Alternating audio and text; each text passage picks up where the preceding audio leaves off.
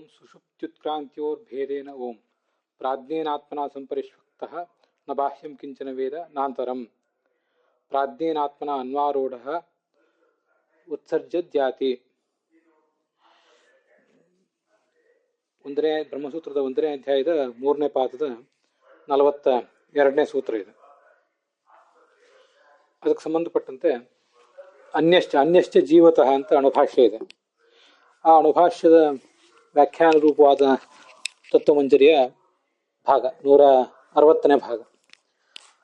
ಅಲ್ಲಿ ರಾಘವೇಂದ್ರ ಸ್ವಾಮಿಗಳು ಬ್ರಹ್ಮಸೂತ್ರ ಭಾಷ್ಯದ ವಿವರಣವನ್ನ ಮಾಡಿದ್ದಾರೆ. ಅಸಂಗನಾದವನು ಯಾರು ಅಂತ ಈಗೊಂದು ಜಿಜ್ಞಾಸೆ ನಡೆದಿದೆ. ಅಸಂಗನಾದವನು ಜೀವ ಅಂತಲೇ ಹೇಳಬೇಕು. ಯಾಕೆಂದ್ರೆ ಸ್ವಪ್ನವನ್ನು ಕಾಣುವವನು ಅಂತ ಅಲ್ಲಿ ವರ್ಣನೆ ಮಾಡಿದ್ದಾರೆ ಉಪನಿಷತ್ ಭಾಗದಲ್ಲಿ. ಸ್ವಪ್ನವನ್ನು ಕಾಣುವವನು ಪರಮಾತ್ಮ ಆಗ್ಲಿಕ್ಕೆ ಸಾಧ್ಯ ಇಲ್ಲ, ಸ್ವಪ್ನವನ್ನು ಕಾಣುವವನು ಜೀವನೇ ಆಗಬೇಕು ಅಂತ ಪ್ರಶ್ನೆ ಬಂದಿತ್ತು. ಮತ್ತೆ ಆ ಜೀವ ಅಸಂಗ ಆಗುವುದು ಹೇಗೆ, ಸುಖ ದುಃಖಾದಿಗಳ ಸಂಘ ಅವನಿಗಿಲ್ಲ ಅನ್ನೋದು ಹೇಗೆ ನಮಗೆ ಸ್ವೀಕಾರ್ಯ ಅಂತ ಪ್ರಶ್ನೆ ಬಂದ್ರೆ, ಅದಕ್ಕೆ ಆ ಜೀವನು ಪರಮಾತ್ಮನು ಇಬ್ಬರು ಅಭಿನ್ನರೇ ಆದ್ರಿಂದ ಈ ಜೀವನಿಗೂ ಕೂಡ ಅಸಂಗತ್ವ ಅಂತ ಅನ್ನೋದು ನಾವು ಸಮರ್ಥನೆ ಮಾಡಬಹುದು ಅಸಂಗತ್ವವನ್ನ ಅಂತಿಷ್ಟು ಪ್ರಶ್ನೆ ಬಂತು. ಅದಕ್ಕೆ ಸುಷುಪ್ತ್ಯುತ್ಕ್ರಾಂತಿಯೋ ಭೇದೇನ ಅಂತ ಸೂತ್ರ ಉತ್ತರ ಹೇಳ್ತದೆ. ಮತ್ತೆ ಆಚಾರ್ಯರು ಅದಕ್ಕೆ ಸಮರ್ಥಕವಾಗಿ ಬೃಹದಾರಣ್ಯಕ ಉಪನಿಷತ್ತಿನಲ್ಲೇ ಬರುವಂತಹ 2 ಮಾತುಗಳನ್ನ ತೋರಿಸಿದ್ದಾರೆ. ಅದನ್ನೇ ರಾಘವೇಂದ್ರ ಸ್ವಾಮಿಗಳು ಕೂಡ ಇಲ್ಲಿಯೂ ತೋರಿಸ್ತಾ ಇದ್ದಾರೆ. ಪ್ರಾಜ್ಞೇನಾತ್ಮನ ಸಂಪರಿಷ್ವಕ್ತಃ ಅಂತ ಆ 2 ಒಂದು ಸೂತ್ರ, ಒಂದು ವೇದವಾಕ್ಯ. ಪ್ರಾಜ್ಞೇನಾತ್ಮನ ಅನ್ವಾರೂಢ ಅಂತ ಮತ್ತೊಂದು ವೇದವಾಕ್ಯ. ಬೃಹದಾರಣ್ಯಕ ಉಪನಿಷತ್ತು ಏನು ವರ್ಣಿಸಿದೆ ಅಂದ್ರೆ, ಇದು ಮೊದಲನೇ ವಾಕ್ಯ ನಾವು ನೋಡ್ತಿರುವಂಥದ್ದು ಕನಸಿನ ಅವಸ್ಥೆಯಲ್ಲಿ, ಮಲಗಿದ ಅವಸ್ಥೆಯಲ್ಲಿ ಆ ಜೀವ ಏನಾಗಿರ್ತಾನೆ ಅಂತ ವರ್ಣನೆ ಮಾಡಿದ್ದಾರೆ.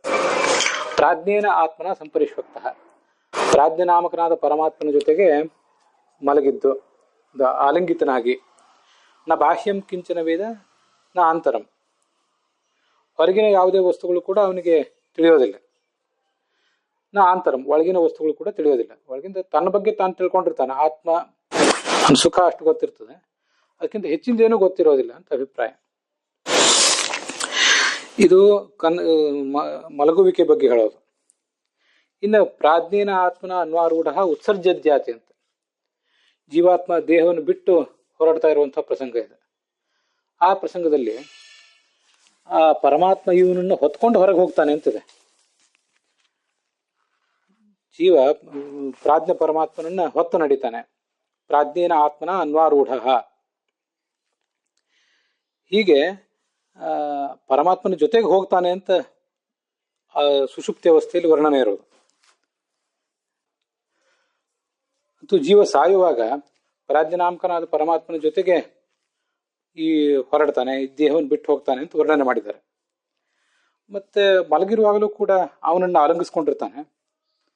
ಆದ್ರಿಂದ ಅವನಿಗೆ ಹೊರಗಿಂದು ಒಳಗಿಂದು ಏನು ಕೂಡ ಗೊತ್ತಾಗೋದಿಲ್ಲ ಅಂತ ಅಲ್ಲಿ ವರ್ಣಿಸಿದ್ದಾರೆ. ಹೀಗೆಲ್ಲ ಇರುವುದರಿಂದ ಈ ಅವರಿಬ್ಬರಿಗೂ ಭೇದವನ್ನು ವರ್ಣನೆ ಮಾಡಿದ್ದಾರೆ. ಇತಿ ಭೇದ ವ್ಯಪದೇಶಾತ್. ಈಗ ನಾನು ಓದ್ತಿರೋದು ಬ್ರಹ್ಮಸೂತ್ರ ಭಾಷ್ಯದ ವಾಕ್ಯ. ಭೇದವನ್ನೇ ಜೀವಾತ್ಮ ಮತ್ತು ಪರಮಾತ್ಮನಿಗೆ ವರ್ಣನೆ ಮಾಡಿದ್ದಾರೆ. ಆದ್ರಿಂದ ನ ಜೀವ, ಇಲ್ಲಿ ವರ್ಣಿತನಾದವನು ಜೀವನೇ ಹೊರತು ಪರಮಾತ್ಮ ಅಲ್ಲ. ಇತಿ ಭೇದ ವ್ಯಪದೇಶಾತ್ ನ ಜೀವ ಪರಯೇವ ಅಸಂಗ. ನಾನು ಹೇಳುವಾಗ ಸ್ವಲ್ಪ ವ್ಯತ್ಯಾಸ ಮಾಡಿದೆ, ಅದನ್ನು ಕೇಳುವವರು ಗಮನಿಸಬೇಕು. ಇಲ್ಲಿ ವರ್ಣಿತನಾದವನು ಜೀವನಲ್ಲ. ಈ ಉಪನಿಷತ್ ವಾಕ್ಯದಲ್ಲಿ ಅಕ್ಷರ ಎಂಬ ಶಬ್ದದಿಂದ ವಾಚ್ಯನಾದವನು ಮತ್ತೆ ಅಸಂಗ ಎಂಬ ಶಬ್ದದಿಂದ ವಾಚ್ಯನಾದವನು ಜೀವ ಅಲ್ಲ ಇಲ್ಲಿ, ಹೊರತು ಪರಮಾತ್ಮನನ್ನ, ಸರ್ವವಿಧ ಸಂಘದಿಂದ ರಹಿತನಾದ ಪರಮಾತ್ಮನನ್ನೇ ಇಲ್ಲಿ ವರ್ಣನೆ ಮಾಡಿದ್ದಾರೆ. ಸರಿಯಾ? ಮತ್ತೆ ಹಾಗಾದ್ರೆ ಅಸಂಗತ್ವ ಅಂತ ಒಂದು ಪರಮಾತ್ಮನಿಗೆ ಹೊಂದುತ್ತದೆ, ಅದ್ರ ಬಗ್ಗೆ ಸಂಶಯ ಇಲ್ಲ. ಸರ್ವವಿಧ ಸಂಘರಹಿತ ಅವನು. ಆದರೆ ಅವನಿಗೆ ಸ್ವಪ್ನಾದಿ ದೃಷ್ಟತ್ವ ಹೇಗೆ? ನಮಗಿರೋದಲ್ಲಿ 2 ವಾಕ್ಯಗಳು. ಒಂದು ಸ್ವಪ್ನಾದಿ ದೃಷ್ಟತ್ವ, ಇನ್ನೊಂದು ಅಸಂಗತ್ವ. ಇವೆರಡನ್ನು ಕೂಡ ಹೊಂದಿಸಬೇಕಾಗಿದೆ. ಅವೆರಡನ್ನು ಹೊಂದಿಸ್ಬೇಕಾದ್ರೆ ಅವರಿಬ್ಬರನ್ನು ಅಭಿನ್ನರು ಅಂತ ಪರಿಗಣಿಸ್ಬೇಕಲ್ಲ. ಸ್ವಪ್ನಾದಿ ದೃಷ್ಟು ಜೀವ, ಅಸಂಗ ಪರಮಾತ್ಮ, ಇವೆರಡನ್ನು ಹೊಂದಿಸ್ಬೇಕಾಗಿದೆ. ಅವೆರಡನ್ನು ಹೊಂದಿಸ್ಬೇಕಾದ್ರೆ ಅವರಿಬ್ಬರನ್ನು ಅಭಿನ್ನ ಅಂತಲೇ ಹೇಳಬೇಕಲ್ಲ ಅಂತ ಅವ್ರು ಪ್ರಶ್ನೆ ಮಾಡಿದ್ರು. ಹಾಗೇನಲ್ಲ, ಅವ್ರಿಗೆ ಸೂತ್ರಕಾರನ ಮತ ಇವರಿಗೆ ಭೇದವನ್ನು ಹೇಳಬೇಕು ಅಂತಲೇ ಆಗಿದೆ. ಅವ್ರ ಹೃದಯದ ಅಭಿಪ್ರಾಯನೇ ಹಾಗಾಗಿದೆ. ಬೇರೆ ಬೇರೆ ಕಡೆ ಬಂದಿದೆ ಅದು, ಭೇದ ವ್ಯಪದೇಶ ಚಾನ್ಯ ಇತ್ಯಾದಿ ಕಡೆಗಳಲ್ಲಿ. ಆದ್ದರಿಂದ ಸೂತ್ರಕಾರರ ಅಭಿಪ್ರಾಯವೇ ಭೇದ ಅಂತಿರುವುದರಿಂದ ಇಲ್ಲಿ ವರ್ಣನೆ ಮಾಡ್ತಿರುವುದು ಅಸಂಗನಾದ ಪರಮಾತ್ಮನನ್ನೇ. ಅವನಿಗೆ ಸ್ವಪ್ನಾದಿ ದೃಷ್ಟತ್ವವನ್ನು ಹೇಳಬೇಕಷ್ಟೆ. ಸ್ವಪ್ನಾದಿ ದೃಷ್ಟತ್ವವನ್ನು ಹೇಳುವ ಮೂಲಕ ಆ ಭೇದವನ್ನು ನಿರ್ವಹಿಸಬೇಕು. ಅವನು ಸ್ವಪ್ನಾದಿ ದೃಷ್ಟ ಹೇಗೆ ಅಂದರೆ ಸರ್ವಜ್ಞನಾದ್ರಿಂದ ಅವನೇ ಸ್ವಪ್ನಾದಿ ದೃಷ್ಟ ಅಂತ, ಸ್ವಪ್ನಾದಿಗಳನ್ನು ಕಾಣುವವನು ಅಂತ ಅದರ ಅಭಿಪ್ರಾಯ. ಸ್ವಪ್ನಾದಿಗಳನ್ನು ಜೀವ ಕಾಣಬೇಕಾದ್ರೆ ಪರಮಾತ್ಮ ಕಂಡಾಗಲೇ ಇವನು ಕಾಣಬೇಕು, ಪರಮಾತ್ಮ ತೋರಿಸಿದಾಗಲೇ. ಹಿ ಪ್ರತಿಬಿಂಬಸ್ಯ ಕ್ರಿಯಾ ಬಿಂಬಕ್ರಿಯೆಯವ ಸಹ ಕ್ರಿಯಾವಾನ್. ಆದ್ರಿಂದ ಸ್ವಪ್ನಾದಿ ದೃಷ್ಟತ್ವಂಚ ಸರ್ವಜ್ಞತ್ವ ತಸ್ಸೇವ ಯುಜ್ಯತೆ. ಪರಮಾತ್ಮ ಸರ್ವಜ್ಞ ಆದ್ರಿಂದ ಅವನಿಗೆ ಸ್ವಪ್ನಾದಿ ದೃಷ್ಟತ್ವ ಅಸಹಜ ಏನಲ್ಲ. ಇದಿಷ್ಟು ಬ್ರಹ್ಮಸೂತ್ರ ಭಾಷ್ಯದ ವಾಕ್ಯ. ತತ್ವಮಂಜರಿಯಲ್ಲಿ ಅದನ್ನೇ ಹೇಳ್ತಾರೆ.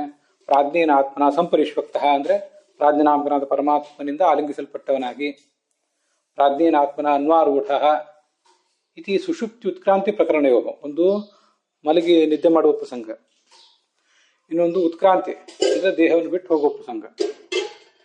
ಅಲ್ಲಿ ಎರಡೂ ಕಡೆ ಈ ಎರಡು ಪ್ರಕರಣಗಳಲ್ಲಿ ಶ್ರುತಃ ಅಂದರೆ ವೇದದಲ್ಲಿ ಕೇಳಲ್ಪಟ್ಟಂತಹ ಜೀವಾದನ್ಯ, ಜೀವನಿಗಿಂತ ಭಿನ್ನನಾದ ಅನ್ಯ ಚ ಏಕೋ ಜನಾರ್ದನ, ಒಬ್ಬನೇ ಪರಮಾತ್ಮನೇ ಇಲ್ಲಿ ವರ್ಣಿತನಾಗಿದ್ದಾನೆ. ಆದ್ರಿಂದ ಇದು ಏಕೋ ಜನಾರ್ದನ ಅಂತಲೂ ಪೂರ್ವತ್ ಅನುಷಂಗ. ಇದು ಹಿಂದಿನಂತೆ ವಾಕ್ಯ ಜೋಡಣೆ. ಅನುಷಂಗ ಅಂದರೆ ಪದಗಳನ್ನು ಹೊಂದಿಸಿಕೊಳ್ಳೋದು, ಪದಗಳ ನಡುವಿನ ಸಂಬಂಧ. ಈಗ ಈ ದ್ರವತಿ, ಸಂಪ್ರಪಶ್ಯತಿ, ಮತ್ತೆ ಅನನ್ವಾಗತ, ಅಸಂಗ, ಅಯಂ ಪುರುಷ ಇತ್ಯಾದಿ ಶಬ್ದಗಳಿವೆ ಅಲ್ಲ, ಇವು ಪರಮಾತ್ಮನನ್ನು ಹೇಳುವಂತೆ ಹೇಳ್ತವೆ, ಜೀವನನ್ನು ಹೇಳ್ತವೆ. ಈಗ ತದನ್ಯತ್ರ ವಾಚಕವಾದ ಶಬ್ದಗಳನ್ನು ನಾವು ನೋಡ್ತಾ ಇದ್ದೀವಿ. ಎರಡನ್ನೂ ಹೇಳ್ತೇವೆ ಅಂತಂದ್ರೆ ಅವು ಹೇಗೆ ಅಂತಂದ್ರೆ, ಒಂದು ಅಸಂಗತ್ವ ಲೋಕ ಪ್ರಸಿದ್ಧಿಭ್ಯಾಮ್. ಅಸಂಗತ್ವ ಅಂತ ಅನ್ನೋದು ಶ್ರುತಿಯಲ್ಲಿ ವರ್ಣಿತ ಆಗಿರೋದು ಪರಮಾತ್ಮನಿಗೆ. ಲೋಕ ಪ್ರಸಿದ್ಧಿ ಇರುವುದು ಸ್ವಪ್ನವನ್ನು ಕಾಣುವುದು, ಇದೆಲ್ಲ ಲೋಕ ಪ್ರಸಿದ್ಧಿ ಇದೆಯಲ್ಲ. ದ್ರವತಿ ಅಂದರೆ ಸಂಚಾರ ಮಾಡುವುದು, ಮತ್ತೆ ಸಂಪ್ರಪಶ್ಯತೆ ಅಂದರೆ ನೋಡುವುದು ಅಂತ ಹೀಗೆಲ್ಲ ಇದೆಯಲ್ಲ, ಕನಸನ್ನು ಕಾಣುವುದು ಅಂತ. ಇವೆಲ್ಲವೂ ಲೋಕ ಪ್ರಸಿದ್ಧಿ. ಜಗತ್ತಿನಲ್ಲಿ ಜನ ಯಾವ ಶಬ್ದಗಳನ್ನು ಯಾರಲ್ಲಿ ಪ್ರಯೋಗ ಮಾಡ್ತಾರೆ ಅಂತ ಅನ್ನೋದು ಲೋಕದಲ್ಲಿ ಕಂಡಿರೋದು. ಈ ಎರಡು ಕಾರಣಗಳಿಂದ ಅಸಂಗತ್ವ ಎಂಬುದು ವೇದದಲ್ಲಿ ವರ್ಣಿತವಾದ ಒಂದು ವಿಶೇಷಣ, ಮತ್ತು ಈ ಲೋಕ ಪ್ರಸಿದ್ಧಿ ಅಂದರೆ ಜಗತ್ತಿನಲ್ಲಿ ನಾವು ಸ್ವಪ್ನವನ್ನು ಕಾಣುವಿಕೆ, ಓಡಾಡುವಿಕೆ, ಸಂಚರಿಸುವಿಕೆ ಮೊದಲಾದ ಶಬ್ದ ಪ್ರಯೋಗ. ಇವೆರಡು ಕಾರಣಗಳಿಂದಾಗಿ ಈ ಎಲ್ಲ ಶಬ್ದಗಳು ಭಗವಂತನನ್ನು ಹೇಳ್ತಾ ಇವೆ, ಬೇರೆಯವರನ್ನು ಹೇಳ್ತಾ ಇವೆ ಅಂತ ಕಂಡು ಬಂದಿದೆ ನಮಗೆ. ತತ್ ಅನ್ಯತ್ರ ವಾಚಕತ್ವೇನ ಪ್ರತೀತೈಹಿ, ವಾಚಕ ಎಂಬುದಾಗಿ ಪ್ರತೀತವಾಗಿದೆ, ಕಂಡು ಬಂದಿದೆ. ಯಾವ ಶಬ್ದಗಳವು ಅಂದರೆ ದ್ರವತಿ, ಸಂಪಶ್ಯತಿ, ಅನನ್ವಾಗತಃ, ಅಸಂಗಃ, ಅಯಂ ಪುರುಷ ಇತ್ಯಾದಿ ಶಬ್ದಗಳು. ಎಲ್ಲ ಶಬ್ದಗಳಿಂದಲೂ ಮುಖ್ಯತಃ ಅಂದರೆ ಅನುಪಚಾರೇಣ, ಔಪಚಾರಿಕವಾಗಿ ಅಲ್ಲ, ಮುಖ್ಯವಾಗಿ ಪರಮಾತ್ಮನೇ ವಾಚ್ಯ. ಸಿಂಹೋ ಮಾನವಕಃ ಅಂತ ಹೇಳಿದಾಗ ಒಬ್ಬ ಹುಡುಗನನ್ನ ಸಿಂಹ ಅಂತ ಹೇಳಿದ್ರೆ ಅದು ಉಪಚಾರ, ಅದು ಸಿಂಹ ಸದೃಶ ಅಂತ ಅರ್ಥ, ಮುಖ್ಯ ಅಲ್ಲ ಅದು. ಆದ್ರೆ ಇದು ಹಾಗಲ್ಲ, ಎಲ್ಲವೂ ಅನುಪಚಾರದಿಂದ ವಾಚ್ಯ ಪರಮಾತ್ಮ, ಮುಖ್ಯವಾಗಿಯೇ ವಾಚ್ಯ. ಏಕೋ ಜನಾರ್ದನೇ ವಾಚ್ಯ ನ ಜೀವ. ಕುತಃ ಯಾಕೆಂದ್ರೆ ಅನ್ಯೋ ವಿಷ್ಣು ಲಿಂಗೈ ಯುತೋಹಿ. ಪರಮಾತ್ಮ ಬೇಸಿಕಲಿ ಫಂಡಮೆಂಟಲಿ ಅನ್ಯನಾಗಿದ್ದಾನೆ, ಜೀವನಿಗಿಂತ ಭಿನ್ನನಾಗಿದ್ದಾನೆ, ಮತ್ತೆ ಎಲ್ಲ ಲಿಂಗಗಳಿಂದಲೂ ಕೂಡಿದ್ದಾನೆ. ವಿಷ್ಣುವಿಗೆ ಹೇಳಲ್ಪಟ್ಟ ಲಿಂಗಗಳು ಅವನಲ್ಲಿ ಮಾತ್ರ ಬರ್ಲಿಕ್ಕೆ ಸಾಧ್ಯ. ಅನನ್ವಾಗತಃ ತೇನ ಇತ್ಯುಕ್ತ ಸ್ವಪ್ನ ದರ್ಶನ ಕೃತ ವಿಕಾರರಾಹಿತ್ಯ ರೂಪ ಅಸಂಗತ್ವ.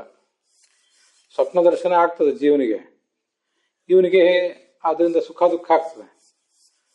ಆ ದುಸ್ವಪ್ನ ಬಿದ್ದರೆ ಅದರ ಪರಿಣಾಮ ಇವನಿಗೆ ಮೇಲಿನ ಮೇಲೆ ಆಗ್ತಾ ಇರ್ತದೆ. ಆ ದುಸ್ವಪ್ನ ನಿಮಿತ್ತ ದೋಷಗಳ ಪರಿಹಾರ ಹೇಗೆ ಅಂತ ಇವನು ಚಡಪಡಿಸ್ತಾನೆ. ಆದರೆ ಇದ್ಯಾವುದೇ ಸ್ವಪ್ನ ದರ್ಶನ ನಿಮಿತ್ತವಾದ ವಿಕಾರ, ದೈಹಿಕ ವಿಕಾರ, ಮಾನಸಿಕ ವಿಕಾರ ಇತ್ಯಾದಿ ಯಾವುದೂ ವಿಕಾರವೂ ಇವನಿಗಿಲ್ಲ ಪರಮಾತ್ಮನಿಗೆ. ಆದ್ರಿಂದ ಅವನನ್ನು ಅಸಂಗ ಅಂತ ಹೇಳಿರುವುದು. ಆ ಅಸಂಗತ್ವ ಅನ್ನೋದು ಅವನಲ್ಲೇ ಇದೆ. ಅನನ್ವಾಗತಂ ಪುಣ್ಯೇನ, ಅನ್ವಾಗತ ಅಂದ್ರೆ ಅನುಸರಿಸಲ್ಪಟ್ಟವನು ಅಂತ ಅರ್ಥ. ಅನನ್ವಾಗತ ಅಂದ್ರೆ ಅನುಸರಿಸಲ್ಪಟ್ಟವನಲ್ಲ ಅಂತ ಅರ್ಥ. ಪುಣ್ಯ ಮತ್ತು ಪಾಪಗಳಿಂದ ಈತ ಅನ್ವಾಗತ ಅಲ್ಲ. ಅಂದ್ರೆ ಪುಣ್ಯ ಪಾಪಗಳು ಈತನನ್ನು ಹಿಂಬಾಲಿಸಿ ಹೋಗೋದಿಲ್ಲ ಪರಮಾತ್ಮನನ್ನು. ಜೀವ ಆದ್ರೆ ಈ ಶರೀರದಿಂದ ಬಿಟ್ಟು ಮತ್ತೊಂದು ಶರೀರಕ್ಕೆ ಹೋದಾಗ ಅವನಿಗೆ ಹಿಂದಿನ ಜನ್ಮದ ಪುಣ್ಯ ಪಾಪ ಎಲ್ಲ ಬರ್ತಾವೆ, ಅವನ ಖಾತೆಯಲ್ಲಿ ಇರ್ತಾವ. ಇವನ್ ಮಾತ್ರ ಪುಣ್ಯ ಪಾಪಗಳಿಂದ ಲಿಪ್ತನಾಗೋದಿಲ್ಲ. ಪುಣ್ಯ ಪಾಪ ಲೇಪಾದಿರೂಪ ಲಿಂಗೈಹಿ ಏತ್ ಪ್ರಕರಣಸ್ಥೈಹಿ, ಈ ಪ್ರಕರಣದಲ್ಲಿ ಬಂದಿರುವಂತಹ ಲಿಂಗಗಳಿವೆಲ್ಲ.